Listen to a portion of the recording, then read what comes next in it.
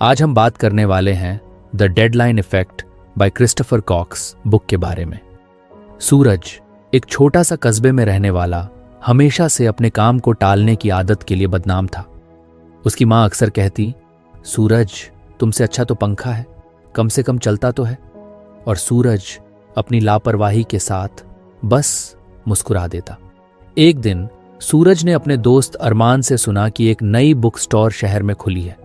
अरमान ने बताया कि वहां द डेडलाइन इफेक्ट नाम की किताब है जो उसकी प्रोडक्टिविटी बढ़ाने में बेहद मददगार रही। अरमान के मुंह से ऐसा सुनना कुछ अजीब था क्योंकि अरमान खुद कभी पंक्चुअल नहीं रहा, लेकिन सूरज को जिज्ञासा हुई। अगले दिन सूरज बिना ज्यादा सोच विचार के बुक स्टोर पहुंच गया। वो किताब एक शेल्फ पर रखी थी, चमकदार कवर के साथ। सूरज ने उसे उठाया और कैशियर को पैसे देकर घर लौट आया। रात को जब घर का सन्नाटा था, सूरज ने किताब खोली। पहले चैप्टर का टाइटल था डेडलाइंस क्रिएट अर्जेंसी। उसने पढ़ना शुरू किया। डेडलाइंस का कमाल ये है कि वो इंसान के अंदर अर्जेंसी पैदा कर देती है।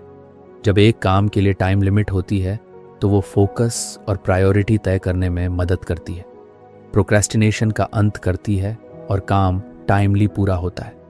सूरज ने सोचा, भाई ये तो बड़ी सिंपल बात है, लेकिन इसमें नया क्या है? फिर उसने ध्यान से आगे पढ़ा। उसमें कुछ स्टोरीज दी गई थी। एक आदमी जिसने अपने छोटे से बिजनेस को बड़ा बनाया सिर्फ डेडलाइंस के सही इस्तेमाल से।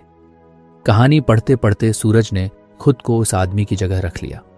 वो सोचने लगा कि क्या उसकी जिंदगी में भी डेडलाइंस का कोई जादू हो सकता है। उसने किताब बंद की और खुद से एक एक्सपेरिमेंट करने की ठानी। अगले दिन सूरज ने अपने लिए एक टू डू लिस्ट बनाई। उसने लिखा, 1, बैल्कनी की सफाई 10 बजे तक 2, बिजली का बिल भरना 12 बजे तक 3, पुराने कपड़े सॉर्ट करना 3 बजे तक। सूरज ने टाइम सेट किया और खुद से वादा किया कि वो इन तीनों कामों को दिए गए समय पर पूरा करेगा।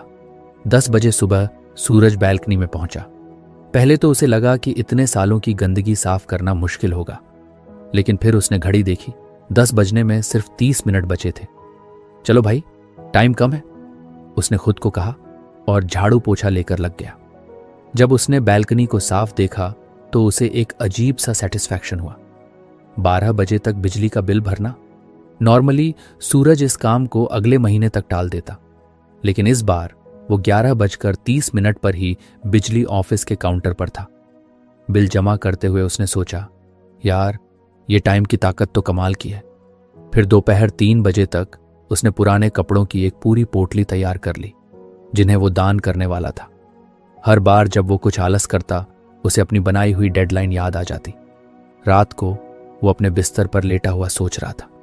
उसे ऐसा लग रहा था जैसे उसने दिन का हर एक पल जिया हो, और ये सब सिर्फ उन डेडलाइंस की वजह से हुआ था।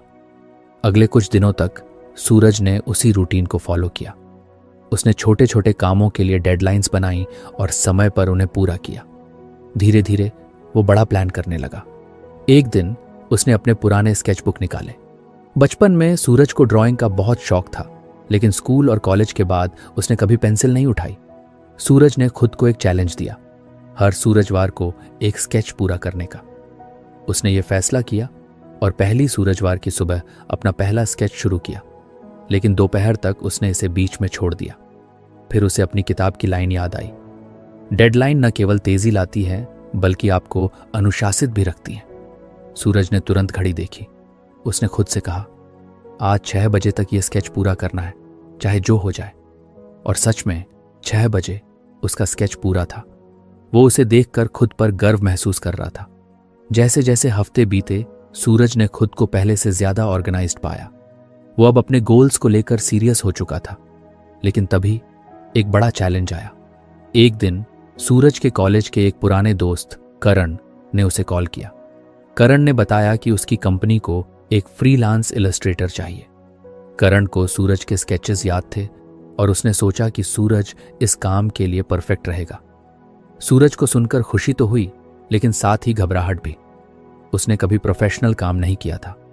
उसने करण से पूछा, डेडलाइन क्या होगी? करण ने कहा, 3 हफ्ते हैं तुम्हारे पास। सूरज ने सोचा, यार 3 हफ्ते काफी होते हैं, लेकिन उसकी प्रोक्रेस्टिनेशन वाली पुरानी आदत ने वापसी करने की कोशिश की।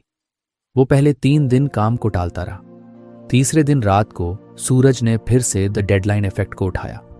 उसने उस चैप्टर को दोबारा पढ़ा और खुद से वादा किया कि वो अगले दिन सुबह से काम शुरू करेगा। उसने अपने काम को 3 हिस्सों में डिवाइड कर लिया और हर हिस्से के लिए एक मिनी डेडलाइन तय की। पहले वीक में स्केचेस बनाने थे, दूसरे वीक में डिटेलिंग और करेक्शंस, तीसरे वीक में फाइनल टच और सबमिशन।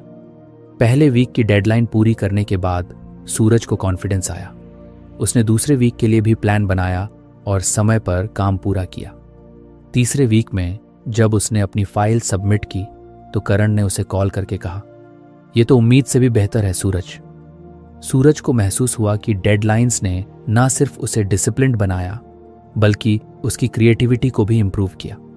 उसने सोचा, अगर मैंने टाइम पर काम शुरू नहीं किया होता तो यह कभी नहीं हो पाता। अब सूरज की जिंदगी में डेडलाइंस। अगर आपको हमारी फ्री समरी अच्छी लगती है तो आप हमारे चैनल को सब्सक्राइब कर सकते हैं, हमारी मेंबरशिप खरीद सकते हैं या हमें यूपीआई के थ्रू सपोर्ट कर सकते हैं। अब समरी पर वापस चलते हैं। लेकिन एक दिन उसे एक और बड़ा मौका मिला जिसने उसकी दुनिया को पूरी तरह बदल दिया। सूरज अब अपनी लाइफ में डेडलाइंस का जादू समझ चुका था। उसने महसूस किया कि उसके दिन ज्यादा प्रोडक्टिव हो गए हैं और वो काम समय पर पूरा करने में कामयाब हो रहा है। लेकिन एक दिन उसे एक ऐसा प्रोजेक्ट मिला जिसने उसकी नई सीखी हुई आदतों को चुनौती दे दी। हुआ यूं कि करण ने एक और असाइनमेंट के लिए सूरज को कॉल किया। इस बार यह प्रोजेक्ट पिछले वाले से भी बड़ा था। करण ने कहा, "सूरज, ये काम कुछ अर्जेंट है, इसे ASAP पूरा कर दो।" ASAP सूरज के दिमाग में गूंजा। उसने पूछा, "ASAP मतलब कब तक?" करण ने कैजुअली कहा, "जितनी जल्दी हो सके।" सूरज ने फोन रखा और सोचने लगा। पहली बार जब उसने डेडलाइंस के साथ काम किया था तो सब ऑर्गेनाइज्ड और स्ट्रक्चर्ड था, लेकिन ये ASAP वाली बात उसके लिए कंफ्यूजिंग लग रही थी। उसने सोचा, कितनी जल्दी? कल? परसों? अगले हफ्ते? शुरू के 2 दिन तो सूरज सिर्फ सोचता रहा कि काम कैसे शुरू करे। वो खुद को कन्विंस करता, कल से शुरू करूंगा, वैसे भी ये अर्जेंट है, लेकिन कोई फिक्स डेट तो है नहीं। तीसरे दिन तक सूरज को गिल्ट होने लगा। उसने करण को कॉल किया और पूछा, "यार, कोई स्पेसिफिक डेडलाइन नहीं होगी तो मैं प्रॉपरली प्लान नहीं कर पाऊंगा। तुम एग्जैक्ट डेट क्यों नहीं बताते?" करण ने कुछ हिचकिचाहट के बाद कहा, "ठीक है, तुम इसे अगले शुक्रवार तक खत्म कर लो।" यह सुनते ही सूरज को राहत महसूस हुई। उसे अब एक क्लियर डेडलाइन मिल गई थी। उसने उसी शाम द डेडलाइन इफेक्ट किताब का दूसरा चैप्टर खोला। वहां लिखा था, "avoid as soon as possible deadlines. They lack clarity and create confusion. Concrete deadlines help individuals prioritise and plan their tasks effectively." Suraj ने महसूस किया कि करण की ASAP डेडलाइन ने उसकी प्रोक्रेस्टिनेशन वाली पुरानी आदत को दोबारा जगा दिया था। अगर करण ने शुरुआत से एक फिक्स्ड डेट दी होती तो वो पहले दिन से ही काम शुरू कर देता। अब उसने तय किया कि वो इस प्रोजेक्ट को एक स्ट्रक्चर्ड तरीके से करेगा। उसने काम को 3 हिस्सों में बांटा। व्हाट, रिसर्च और बेसिक स्केचेस 3 दिन 2, डिटेलिंग और फीडबैक लेना 4 दिन 3, फाइनलाइजेशन और सबमिशन। अगले 3 दिन अगले दिन सुबह सूरज ने अपने डेस्क पर बैठकर काम शुरू किया। उसने खुद से कहा, अब कोई बहाना नहीं, हर हिस्से को तय वक्त में खत्म करना है। पहला दिन स्मूथ चला। उसने रिसर्च के लिए इंटरनेट पर रेफरेंसेस ढूंढे और कुछ रफ स्केचेस तैयार किए। दूसरे दिन उसने इन्हें रिफाइन किया। लेकिन तीसरे दिन एक अनपेक्षित समस्या आ गई। उसका लैपटॉप अचानक बंद हो गया। पहले तो सूरज परेशान हुआ, लेकिन फिर उसने सोचा, डेडलाइन अभी भी है। अगर मैं आज का दिन बर्बाद कर दूं तो आगे का पूरा स्केड्यूल बिगड़ जाएगा। उसने जल्दी से अपने दोस्त अरमान को फोन किया और उसका लैपटॉप उधार मांगा। अरमान ने बिना कोई सवाल किए लैपटॉप दे दिया। उसी दिन रात को सूरज ने अपना पहला फेज पूरा कर लिया। जब पहला फेज खत्म हुआ तो सूरज ने महसूस किया कि उसने अब तक का सबसे अच्छा काम किया था। उसे याद आया कि अगर वो करण के ASAP कहने पर डिपेंड करता रहता तो शायद ये प्रोग्रेस ना होती। उसने अपने नोट्स में लिखा, clear deadlines not only guide your efforts but also prevent unnecessary delays. As soon as possible is not a deadline, it's an excuse to postpone. दूसरे फेज में डिटेलिंग और फीडबैक की बारी थी। इस बार सूरज ने अपने स्केचेस करण को भेजे। करण ने कहा, अरे वाह, ये तो शानदार है, बस कुछ सा कलर स्कीम चेंज कर दो और टेक्सचर को सॉफ्ट रखो। सूरज ने करण की बातें ध्यान से सुनी और फौरन अपने स्केड्यूल में एडजस्टमेंट कर लिया। उसने नए चेंजेस के लिए एक एक्स्ट्रा दिन जोड़ लिया, लेकिन बाकी डेडलाइंस को इंटैक्ट रखा। फिर वो तीसरे फेज पर आया, फाइनलाइजेशन और सबमिशन। ये फेज सबसे क्रिटिकल था। सूरज ने खुद से वादा किया कि वो अपने काम में परफेक्शन लाएगा। जब शुक्रवार आया, सूरज ने अपने काम को रिव्यू किया। उसने हर डिटेल चेक की, करण को फाइनल फाइल भेजी और फोन पर कहा, भाई, काम समय से पहले पूरा है। करण की आवाज में खुशी थी। उसने कहा, सूरज, तुम हर बार अपनी ही एक्सपेक्टेशंस को एक्सीड कर रहे हो। अब मुझे समझ आ गया कि तुम पर भरोसा क्यों करना चाहिए। सूरज ने फोन रखा और गहरी सांस ली। उसने महसूस किया कि इस बार का एक्सपीरियंस पहले से अलग था। एएसएपी जैसी वेग डेडलाइंस ने पहले कंफ्यूजन और प्रोक्रेस्टिनेशन क्रिएट किया था, लेकिन जब उसने स्पेसिफिक डेडलाइन सेट की तो सब कुछ स्मूथ हो गया। उस रात सूरज ने अपनी किताब के लेसन्स को दोबारा पढ़ा। उसने सोचा कि ये बातें कितनी सिंपल हैं, लेकिन उनकी इम्पैक्ट कितनी बड़ी है। अगले दिन सूरज ने अपने दोस्तों को एक मीटअप पर बुलाया। उसने उनसे कहा, यार, डेडलाइंस के बारे में एक बात समझिए। जब तक क्लियर डेडलाइंस नहीं होती, हम काम को सीरियसली नहीं लेते। जल्दी से जल्दी सिर्फ एक एक्सक्यूज है। अगर कुछ करना है तो एक प्रॉपर डेट फिक्स करो और उस पर स्टिक करो। अरमान ने मजाक में कहा, भाई, तू तो मोटिवेशनल स्पीकर बनता जा रहा है। सब हंस पड़े, लेकिन सूरज जानता था कि उसने अपनी लाइफ में एक बड़ा बदलाव कर लिया है। अब सूरज ने तय कर लिया था कि वो सिर्फ अपनी डेडलाइंस तक सीमित नहीं रहेगा। वो और लोगों की मदद करेगा, उन्हें प्रोक्रेस्टिनेशन से बचने के तरीके सिखाएगा। उसने सोचा कि ये सफर तो अभी बस शुरू हुआ है, लेकिन तभी उसे करण से एक और कॉल आया। इस बार का प्रोजेक्ट पहले से कहीं बड़ा और चैलेंजिंग था। अगले 10 दिन में काम पूरा होना चाहिए। सूरज ने सोचा, चैलेंज तो बड़ा है, लेकिन मजा आएगा। उसने अपनी किताब बंद की, नए पन्ने पर लिखा और काम में लग गया।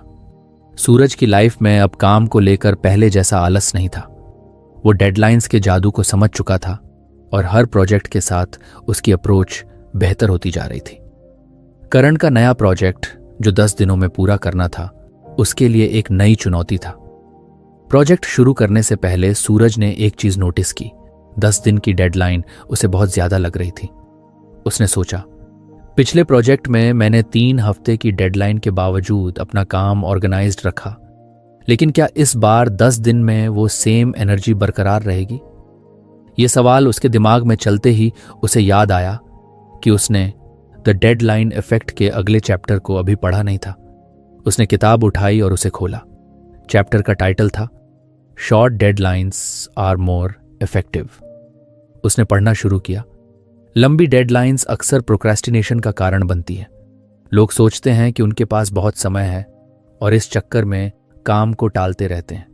शॉर्ट डेडलाइंस इंसान को फोकस्ड और मोटिवेटेड रखते हैं, क्योंकि वक्त की कमी उन्हें अर्जेंसी का एहसास दिलाती है। सूरज ने किताब बंद की और खुद से कहा, तो इस बार का प्रोजेक्ट में 10 दिनों में नहीं, 5 दिनों में खत्म करने की कोशिश करूंगा।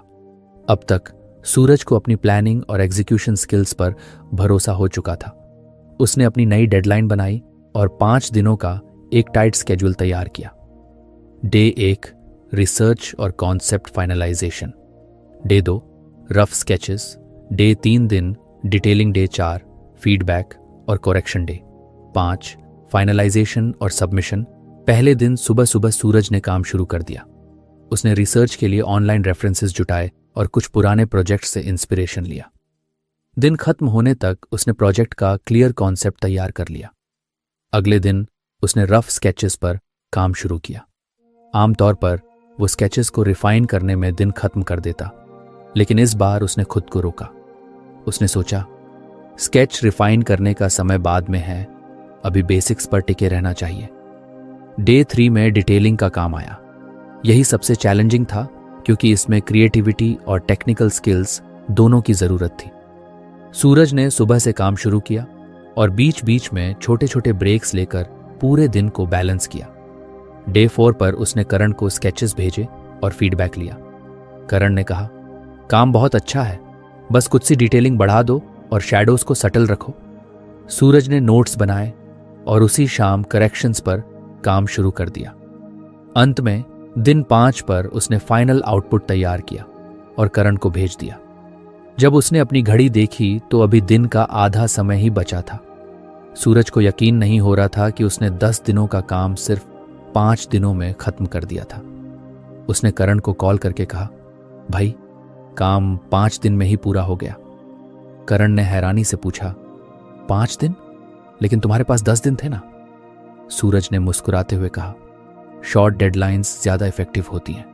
टाइम लिमिट कम हो तो इंसान खुद को ज्यादा मोटिवेटेड और फोकस्ड रखता है। करण ने उसकी बात पर हंसते हुए कहा, अब तो मुझे तुमसे ये सीखनी पड़ेगी। उस रात सूरज ने अपने कमरे में बैठकर इस अनुभव को एनालाइज किया। उसने महसूस किया कि शॉर्ट डेडलाइंस ने उसे काम को अननेसेसरी परफेक्शनिज्म से बचाया और प्रोक्रेस्टिनेशन का कोई मौका नहीं दिया।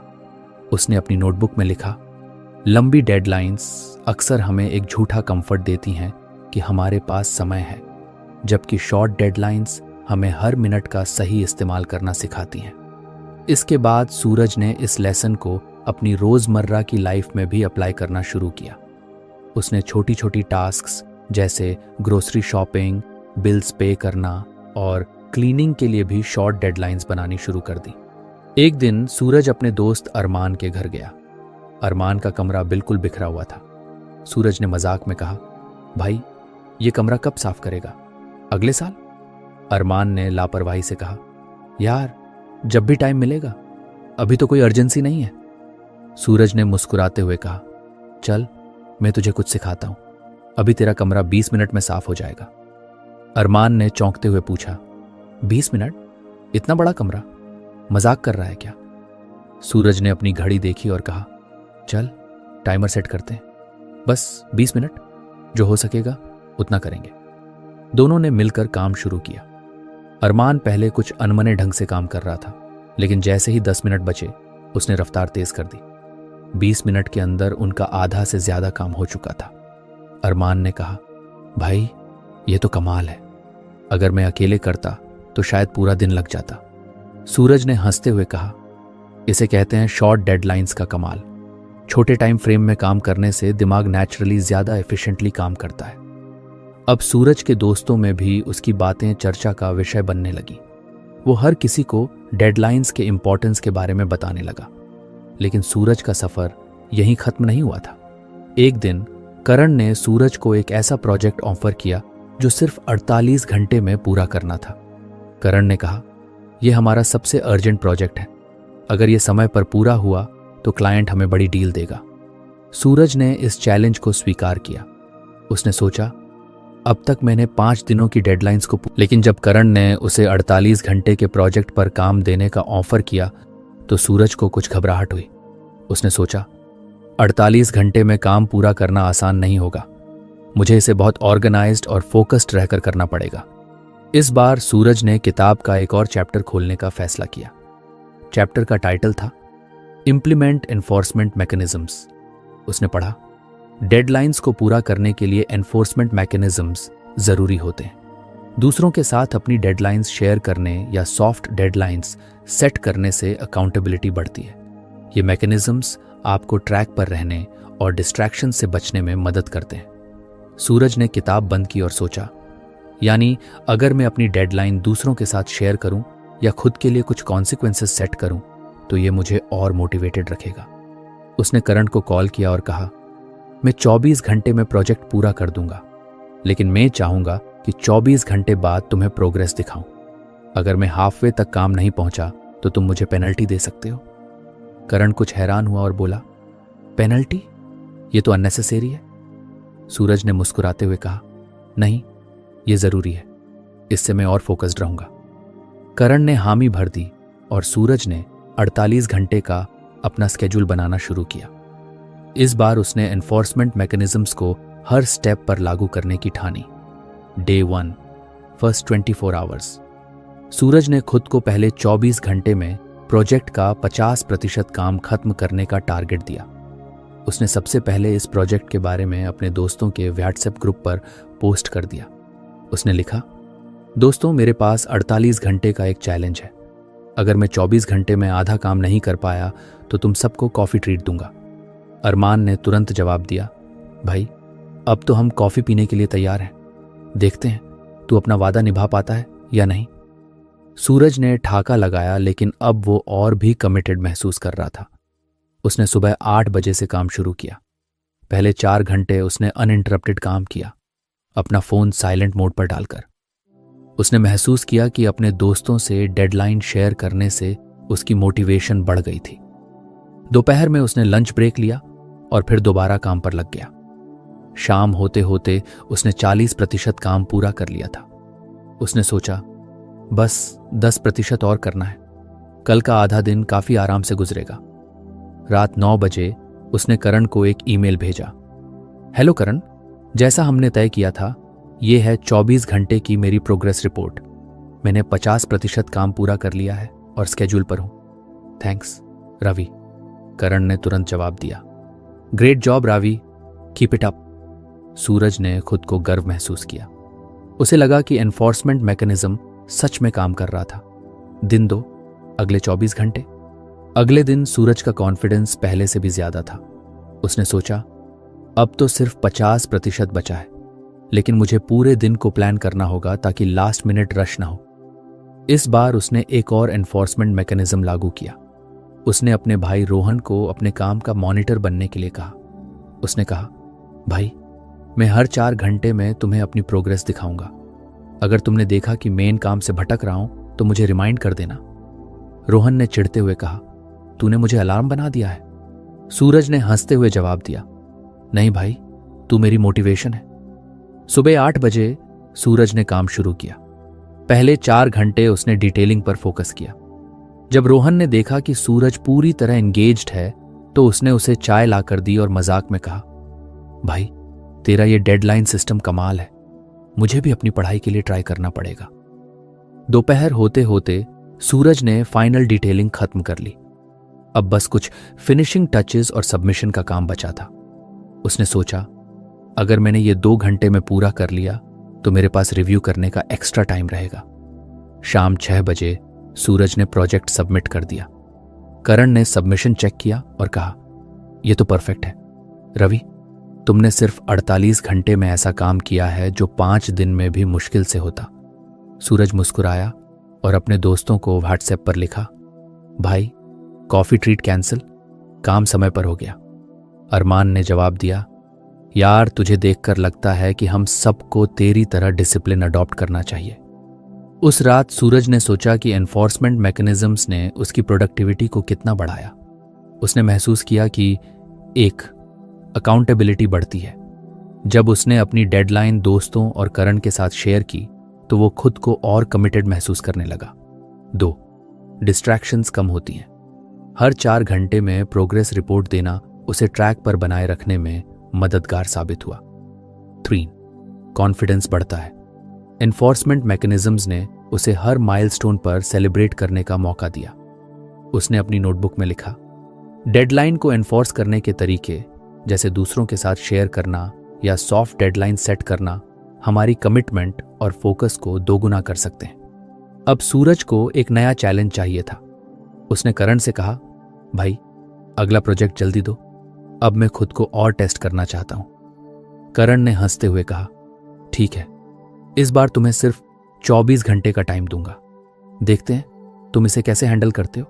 वो जानता था कि इतने कम समय में काम खत्म करना मुश्किल हो सकता है अगर उसने अपनी प्लानिंग और एग्जीक्यूशन को सही तरीके से मैनेज नहीं किया। इस बार उसने द डेडलाइन इफेक्ट की अगली सीख के लिए किताब उठाई। उसने पन्ना पलटा और पढ़ना शुरू किया। बड़े प्रोजेक्ट्स को छोटे हिस्सों में तोड़ना और इंटरिम डेडलाइन सेट करना स्टेडी प्रोग्रेस को सुनिश्चित करता है। इससे न केवल काम मैनेजेबल बनता है, बल्कि बीच बीच में असेसमेंट और इंप्रूवमेंट्स के लिए भी मौके मिलते हैं। सूरज ने किताब को बंद किया और सोचा, इस बार मुझे इंटरिम डेडलाइंस का सही इस्तेमाल करना होगा। अगर मैंने इसे ठीक से मैनेज किया तो न केवल काम समय पर होगा, बल्कि बेहतर क्वालिटी में भी होगा। सूरज ने 24 घंटे के इस प्रोजेक्ट को 4 हिस्सों में बांट दिया। पहला 6 घंटे प्रोजेक्ट की प्लानिंग और कॉन्सेप्ट फाइनलाइजेशन, अगले 6 घंटे इनिशियल एग्जीक्यूशन और बेसिक लेआउट, अगले 6 घंटे डिटेलिंग और रिफाइनमेंट, आखिरी 6 घंटे फाइनल रिव्यू और सबमिशन। सूरज ने इस बार अपनी इंटरिम डेडलाइंस को एनफोर्स करने के लिए करण से कहा, करण, मैं हर 6 घंटे में तुम्हें अपडेट दूंगा। अगर कोई हिस्सा टाइम पर पूरा नहीं हुआ तो अगले हिस्से के लिए एक्स्ट्रा मेहनत करनी पड़ेगी।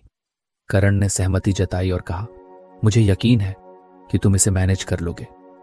सुबह 8 बजे सूरज ने अपनी घड़ी देखी और काम शुरू किया। पहले 6 घंटे उसने प्रोजेक्ट की जरूरतों को समझने और उसके लिए एक मजबूत प्लान बनाने में लगाए। उसने स्केचेस तैयार किए, रेफरेंसेस जुटाए और एक क्लियर डायरेक्शन तय की। जब घड़ी में 2 बजे उसने करण को पहला अपडेट भेजा, हाय करण, पहला हिस्सा पूरा हो गया है। मैंने प्रोजेक्ट का पूरा प्लान बना लिया है और स्केचेस भी तैयार हैं। अब अगले हिस्से पर काम शुरू कर रहा हूं। थैंक्स रवि। करण ने जवाब दिया, वेल डन, अब अगले हिस्से पर फोकस करो। अगले 6 घंटे सूरज ने एग्जीक्यूशन पर फोकस किया। उसने अपने स्केचेस को फाइनलाइज किया और लेआउट को एक डेफिनेट शेप दी। इस दौरान